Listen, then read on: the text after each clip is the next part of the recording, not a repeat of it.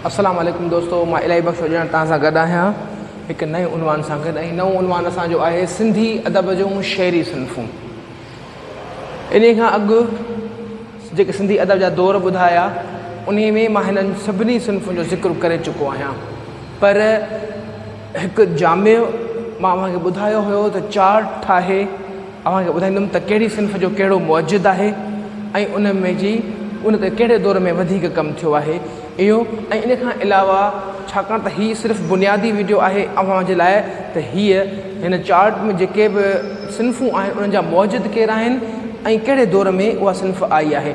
उन खां अॻिते हली वरी असां अञा मुख़्तलिफ़ वीडियो ठाहींदासीं जंहिंमें इहा असांखे इहा ॼाण हूंदी त कहिड़ी सिन्फ़ ते कहिड़े शाइर वधीक लिखियो आहे।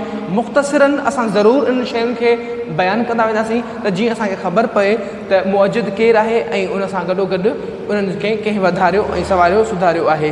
जेकॾहिं ज़रूरत पई त छाकाणि त बिल्कुलु पवणी आहे इन्हनि खे अञा वधीक सवार सुधारे पेश करण जी।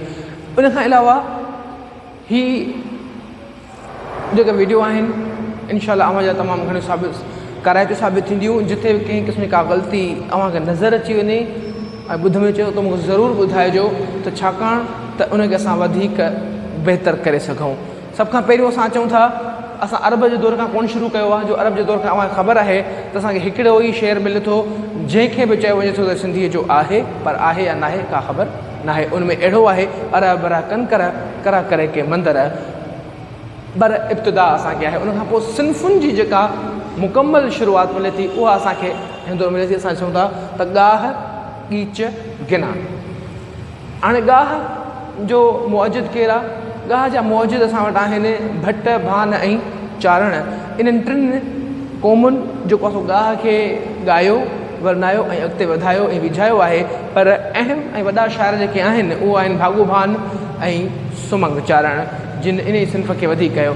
इन जा मुख़्तलिफ़ क़िस्म बि आहिनि जीअं मदहिया गाह, वाक़ियाती गाह, रिज़्मिया गाह वग़ैरह। उन्हनि जा असांखे अलॻि अलॻि बेतनि सां नुमाइंदी करणी पए थी। ऐं इश्किया गाह नुमाइंदी करे त हीअ इश्किया गाह आहे, हीअ रिज़्मिया आहे, हीअ मदहिया आहे ऐं हीअ वाक़ियाती आहे, पर इन्हनि खे वधाइण विझण वारा उहे आहिनि। ठीकु आहे। उन खां ॿिए नंबर ते असांखे जेका सिन्फ़ सुमरनि जे दौर में मिले थी सा आहे ॻीच। ॻीच जी मुअज्जिद जेका आहे माई मरखा शेखण आहे। ऐं माई मरखा शेखण इहे ॻीच पंहिंजे मुर्शिद करे भंडारी लाइ चया हुया। ठीकु आहे। उन खां पोइ लफ़्ज़ आहे गिनान। गिनान इस्माइली मुबल्लिग़नि जी ईजाद कयल सिन्फ़ आहे। इन सिन्फ़ में हुननि जेको आहे रोज़े नमाज़ ऐं इस्लामी अहकामनि या हुकुमनि जे बाबति ॼाण मुहैया कंदा हुया, जंहिंजे करे हुननि इन सिन्फ़ में अहिड़े क़िस्म जो कलाम पिणु चयो आहे। डॉक्टर ग़ुलाम अली अलाना इन्हनि ते वधीक कमु कयो आहे, जंहिं इहो पिणु ॼाणायो आहे त गिनान में इब्तिदाई वाई या जा उहिञाण असांखे मिलनि था। ऐं हिननि सिन्फ़ुनि खे असां ख़ासि तौर ते क़दीम शहरी सिन्फ़ूं चवंदा आहियूं। ठीकु आहे। हिननि खे असां क़दीम शहरी सिन्फ़ूं चवंदा आहियूं। ऐं इन खां अलावा गिनान में जेको आहे गिनान कहिड़ी ॿोलीअ जो लफ़्ज़ आहे? गिनान जेको आहे उहो हिंदी ॿोलीअ जे लफ़्ज़ ज्ञान मां वरितलु आहे, जंहिंजी माना आहे इल्मु या ॼाण। इन जो मुअद्दिद जेको आहे पीर नूरुद्दीन आहे, पर पीर शमसुद्दीन जा असांखे गिनान मिलनि था। ऐं वधीक अहम जेके गिनान मिलनि था उहे असांखे पीर सदरुद्दीन जा मिलनि था, जेको मशहूरु गिनान जो शाइर आहे। ठीकु आहे। उन खां पोइ असां अॻिते चऊं था सूमर समन जे दौर में। समन जे दौर में असां चऊं था त इहे टई सिन्फ़ूं असांखे जीअं जो तीअं मिलनि थियूं, यानी कि गाह, ॻीच ऐं गिनान। गिनान जो हिन दौर में वॾो शाइर जेको आहे पीर हसन कबीरुद्दीन, जेको पीर सदरुद्दीन जो पुटु आहे, उहो ई आहे। बाक़ी ॻीच मुख़्तलिफ़ शाइरनि ॻाया आहिनि, छाकाणि अवामी रंग में चयल हूंदा हुआ ऐं केतिरा ई ॿिया ॻाईंदा हुआ। ऐं गाह बिपुण भट भान ऐं चारण जो कमु हुयो, गाह ॻाइणु ऐं गाह ॿुधाइणु, यानी गाह माना ॻाल्हियूं ॿुधाइणु, त उहे साॻियूं वरजाईंदा हुआ।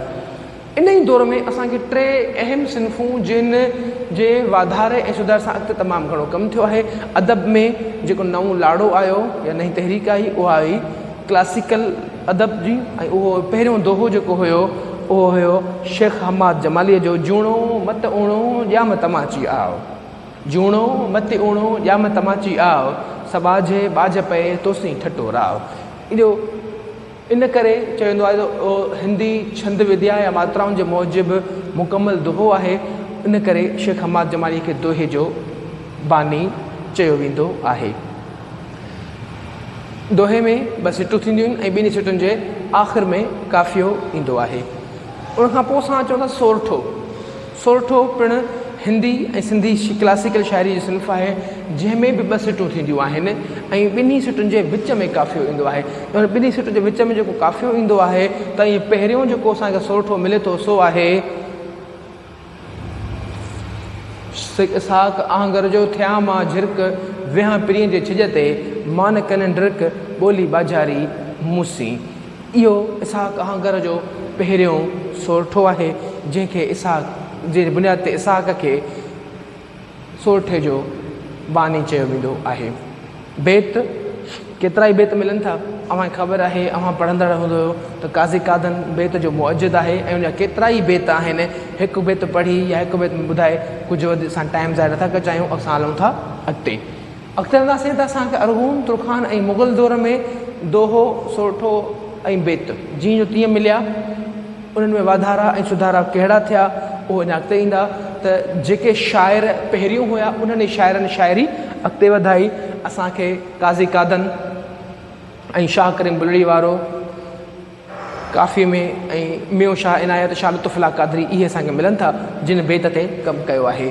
ठीकु आहे, हाणे बेत जो हिते इज़ाफ़ो ज़रूरु थियो आहे। ठीकु आहे, हिते बेत में अॻिते हली इन ई दौर में इज़ाफ़ो थियो। पहिरियों 2 सिटुनि जो बेत पियो मिलियो ऐं असांखे हाणे 8 सिटुनि ताईं जो बेत मिलियो जेको मां पहिरियों ॿुधायो हुयो ऐं हाणे ॿुधायां पियो। काफ़ी असांखे हिन सिन्फ़ हिन दौर में मिले थी काफ़ी जी सिन्फ़ जेका गायकी में मिले थी शेख लाल जे वटि। अलिफ़ अशबा जी असांखे सिन्फ़ मिले थी ऐं अलिफ़ अशबा जी सिन्फ़ में छा हूंदो आहे त अव्हां जेको काफ़ियो हूंदो आहे सिन्फ़ में उहो आख़िरी में अलिफ़ इज़ाफ़ो थी वेंदो आहे, उनखे अलिफ़ अशबा चयो वेंदो आहे। इहा मज़हबी सिन्फ़ घणी आहे। ऐं उनखां पोइ असां वटि अहम सिन्फ़ जेका इन ई दौर में मिले थी सा आहे वाई। वाई जो मौजिद मियो शाह इनायत आहे ऐं मियो शाह इनायत पंहिंजी वाईअ खे मौलूद पिणु चयो आहे।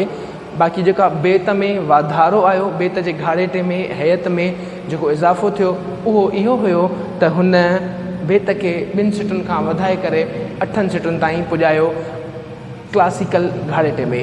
पर उनजो जेको शाइरी जा मौज़ू जेके हुया उहे मज़हबी हुया। इन करे असां चवंदासीं त बेत जे घाड़ेटे में इज़ाफ़ो थियो पर वुसअतुनि जे लिहाज़ खां मौज़ू जे वुसअत जे लिहाज़ खां चवंदासीं त हुन में सिर्फ़ु मज़हब ताईं महदूद हुया। शाह लुत्फ़ुल्लाह क़ादरी जा जेके मौज़ू हुआ उहे मज़हबी वधीक रोज़े निमाज़ तौहीद रिसालत इन ते मौज़ू वधीक मुबनी हुया। अॻिते अचूं था कलहोड़नि जे दौर में त इहे साॻियूं सिन्फ़ूं बेत काफ़ी वाई अलिफ़ अशबा जीअं जो तीअं रहियूं ऐं इन्हनि में वाधारा ऐं सुधारा थींदा रहिया। छाकाणि त हिन दौर में वॾे शाइर जेको हुयो शाह अब्दुल लतीफ़ भिटाई हुयो जंहिं इन्हनि काफ़ी वाई ऐं बेत जी सिन्फ़ खे उरूज ते पुॼाए छॾियो हुयो। ऐं शाह अब्दुल लतीफ़ भिटाईअ बेत जे घाड़ेटे में अञा वधीक सुधारो आंदो ऐं उनखे वधीक पुख़्तो ऐं पको कयो जंहिंजे लिहाज़ खां असां चऊं था हुन में तशबीहूं इस्तिआरा इस्तेमालु करे हुन तजनीस हरफ़ी तजनीस ताम जा लफ़्ज़ इस्तेमालु करे बेत जे ख़ूबीअ खे अञा वधीक उजारे छॾियो ऐं उनखे मज़बूत कयो। ऐं अहिड़े ई नमूने सां हुन में वाईअ में पिणु नवां तजुर्बा करे हुनखे उरूज ते उरूज बख़्शियो आहे। जंहिंजे करे असां चऊं था त इन दौर में इहे सिन्फ़ूं त रहियूं ई रहियूं पर शाह लतीफ़ जेको वॾे में वॾो बेत 11 सिटुनि ते मिले थो सुर सारंग में जंहिंजूं आख़िरी 2 सिटूं अव्हां सभिनी खे यादि हूंदियूं आहिनि। साईं सदाईं करी मथे सिंध सुकार दोस्त मिठा दिलदार आलम सभु आबाद करे। अहिड़े हिन दौर में जेके नयूं सिन्फ़ूं असांखे मिलनि थियूं उहे मौज़ूआती सिन्फ़ूं बि आहिनि ऐं उहे जेको आहे सो अरूज़ी सिन्फ़ूं बि आहिनि। अरूज़ी सिन्फ़ में असांखे हिकिड़ी सिन्फ़ मिले थी गज़ल मिले थो जेको नूर मोहम्मद ख़स्ता जो लिखियलु आहे जंहिंजी 1 सिट अरबीअ में ऐं 1 सिट सिंधीअ में आहे। पर नमूनो असांखे इब्तिदाई मिले थो जंहिंजे करे असां चऊं था त कलहोड़नि जे दौर में इल्म अरूज़ जी या अरूज़ी शाइरी जी शुरूआति थी चुकी हुई। उनखां पोइ मदह मौलूद ऐं मुनाजात पुण असांखे इहे नयूं जेके मौज़ूआती मज़हबी मौज़ूअ ते सिन्फ़ूं मिलनि थियूं ऐं इन्हनि जो जेको मुअज्जिद हुया मदह जो मौजिद जुमन चारण ऐं मियां सरफराज़ कलहोड़ो मञिया वेंदा आहिनि। मौलूद जो मखदूम अब्दुल रऊफ़ भट्टी ऐं मनाजात जो मियां सरफराज़ कलहोड़ो मञियो वेंदो आहे। हाणे इहे साॻियूं सिन्फ़ूं वरी असांखे तालपुरनि जे दौर में मिलनि थियूं, सॼियूं जूं सॼियूं बैत, काफ़ी, वाई, गज़ल, अलफ़ अशबा, मदह, मौलूद, मनाजात जेका नई सिन्फ़ आई, छाकाणि त तालपुरनि जे दौर में असांजो ताल्लुक़ ईरान सां अञा वधी वियो हुयो ऐं ईरान में जेका इल्म अरूज़ जी शाइरी थी पई उन जो असरु असांजे सिंधी अदब ते तमामु घणो पियो, जंहिंजे करे केतिरियूं ई नयूं सिन्फ़ूं जेके आहिनि ईरानी अदब मां सिंधी अदब में शामिलु थी वियूं ऐं उहे ईरानी अदब में वरी असां वटि जेको आहे सो अरब मां हुते मौजूदु हुयूं, जंहिंजे करे असां हिते चऊं था त हिन में असांखे मिलनि थियूं। हिते असां जेको तालपुरनि दौर में चऊं था त इहे सॼियूं सिन्फ़ूं हुयूं ई हुयूं, पर उन सां गॾोगॾु असांखे मरसियो, घड़ोली, झूलणो इहे सिन्फ़ूं अहम मिलनि थियूं जेके असांखे मिलनि। घड़ोली ऐं झूलण जो मौजिद सचल सरमस्त आहे। मरसिए जो मौजिद वरी सैयद साबित अली शाह आहे, जंहिंजा असां मरसिया मशहूरु आहिनि, असां पढ़ंदा रहंदा आहियूं ऐं असांखे ख़बर आहे।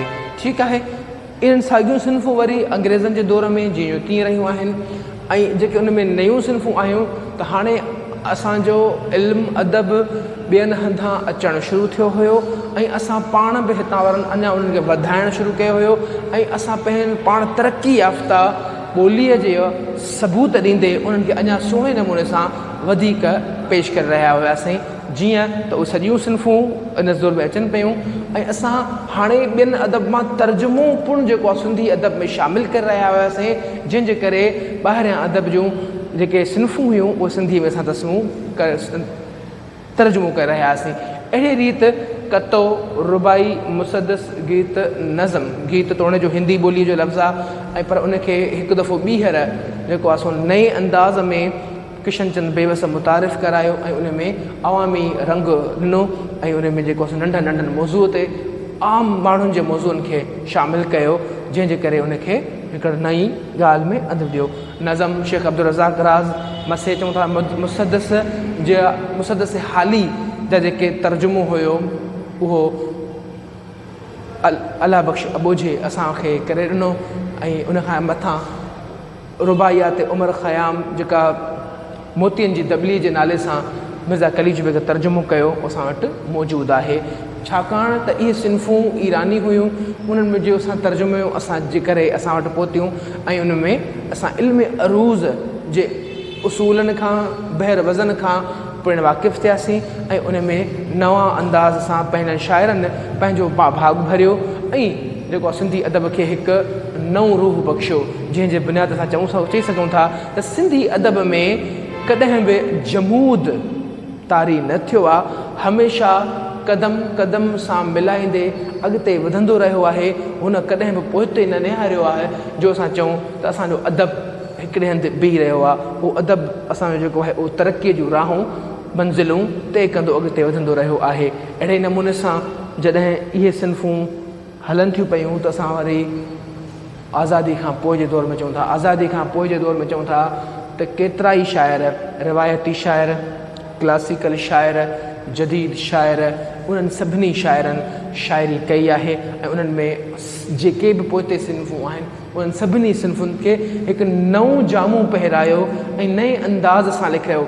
मूंखे हितां पोइते किथे रहिजी वियो आहे त छाकाणि त उन्हनि में रहिजी कोन वियो आहे, छो त असां शाइरनि ते ॻाल्हायो कोन्हे को, जेकर शाइरनि ते जॾहिं ॻाल्हाईंदासीं त उन ॻाल्हि खे खणंदासीं। उहा ॻाल्हि इहा आहे त ख़लीफ़े नबी बख़्श लगारीअ पिणु जेको आहे सो केॾारो चयो ऐं उन केॾारे में सिंध जे जोधनि जवाननि जो जेको आहे सो जी तारीफ़ कई आहे ऐं उन्हनि खे जेको आहे सो उत्साहियो आहे। ठीकु आहे, उहो जॾहिं असां क्लासिकल शाइरनि पढ़ंदासीं उन में असां उनखे वाज़े कंदासीं। मां सिन्फ़ुनि ते हुउमि त उहे साॻियूं सिन्फ़ूं असांखे हीअ सभु जूं सभु सिन्फ़ूं हिन आज़ादी खां पोइ बि मिलनि थियूं, पर आज़ादी खां पोइ असां अञा वधीक मग़रिब सां मिली वियासीं ऐं मग़रिबी सिन्फ़ूं पिणु सिंधीअ में अची वियूं ऐं उन्हनि जो सहरो जेको आहे उहो सिधी रीति नारायण श्याम ॾे वञे थो, जंहिं केतिरनि ई मग़रिबी सिन्फ़ुनि खे सिंधीअ में मुतारिफ़ करायो। सभ खां पहिरियों असांखे तराइल जेका फ्रेंच सिन्फ़ आहे उनखे मुतारिफ़ करायईं, उनखां पोइ सानेट जेका इटालियन सिन्फ़ आहे उनखे मुतारिफ़ करायईं, पोइ हाइको जेका जापानी सिन्फ़ आहे उनखे बि पिणु जेको आहे सो सिंधीअ में मुतारिफ़ करायई, पर उन खां पोइ ॿियनि केतिरनि ई शाइरनि त्राइल ते, हाइके ते, सॉनेट ते शाइरी कई आहे, पर असांखे बुनियादी या ईजाद कंदड़नि जो उते कथ करणी हुई, इन जे करे असां इन्हनि जा नाला लिखिया आहिनि। ऐं उन खां पोइ जेको हाइको आहे, हाइके खे नओं रंग ॾेई करे टेड़ू जेको इमदाद हुसैनीअ मुतारिफ़ करायो उहो असां वटि मौजूदु आहे। उन खां अलावा ट्रिसिटा, विंगस, पंज कड़ा ऐं ॿियूं केतिरियूं ई सिन्फ़ूं आहिनि, जदीद सिन्फ़ूं जेके असांजे मौजूदा दौर में पंहिंजे सिंधी शाइरनि मुतारिफ़ करायूं आहिनि। उन्हनि जे बि हिकु जामियो ऐं मुकमल या नंढी वीडियो असां ठाहींदासीं, जीअं अव्हांखे उन्हनि जे मुतालिक़ कोन ॼाण हुजे ऐं अव्हां ॼाणे सघो त कहिड़ियूं कहिड़ियूं सिन्फ़ूं असांजे पंहिंजे हितां जे शाइरनि मुतारिफ़ करायूं आहिनि। उमेद थो कयां त हीअ जेको नंढड़ी कोशिशि आहे जेका मुंहिंजी, इहा अव्हांखे ज़रूरु पसंदि आई हूंदी ऐं इन जे ज़रिए ई मूंखां जेका ग़लती थी आहे अव्हां ज़रूरु मूंखे ॿुधाइजो त किथे का मूंखां ग़लती रहिजी वई हुजे त मां उहा उनखे सुधारियां, छाकाणि इंसानु ख़ता जो घरु आहे, किथे बि कॾहिं बि का बि ग़लती थी सघे थी। पर हीअ अव्हांजे कैरियर जो सुवालु आहे, जंहिंजे करे अव्हां जेका मूंखां ग़लती थी वई हुजे उन ग़लतीअ खे नज़रअंदाज़ न कजो, उनजो ज़रूरु मूंखे ॿुधाइजो त जीअं मां उनजो अज़ालो करे नई वीडियो ठाहे अव्हां ताईं दुरुस्त इंफॉर्मेशन पुॼायां, छाकाणि मुमकिन आहे किथे मूंखां ग़लती रहिजी वई हुजे। अल्लाह हाफ़िज़।